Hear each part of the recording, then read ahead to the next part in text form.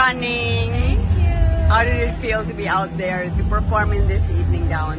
Very, very excited to showcase, of course, Filipino design. And this one was specifically made for a jewel piece. So I was very happy that it looked amazing on stage. Oh. Yeah. And who did your makeup and your hair? Me, hair, I had help from Cinnamon of Chat Cosmetics, but for makeup, it's me. Of course, I was guided by Mama Miki all throughout the way. By whom? Mama Miki C. Oh, wow. Yes, we were on video call. Fantastic. Parang pumayat ka, Alisa, no? Oo. I think it's the working for 3 weeks Oh my straight. God. I'm gonna close up on your face because it's so beautiful. Can I see the back of your hair? Yeah. Ang ganda. 12. Wow.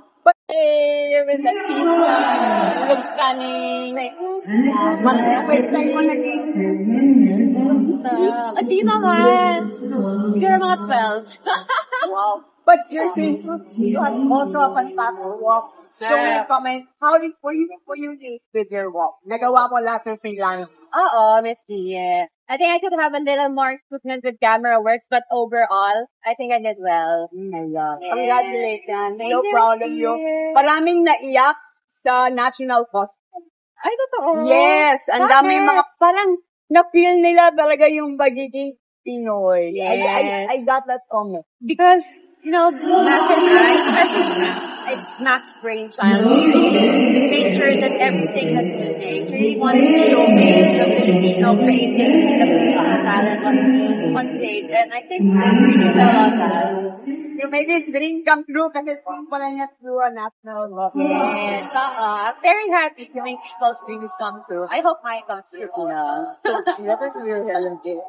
You like it like that? Very, very, very true.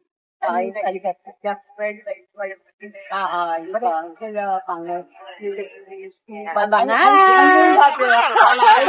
Babangan ka ano mangyayari. Yes, yeah. I think Salamat po. Isang team po kayo? Nabisa na kita before. Then siya. Ako sa bench lagyan. Pumunta ka pa talaga. Salamat po. Totoo yung waistline na yan? Grabe. Yes, lang po. Filter. AI. Filter.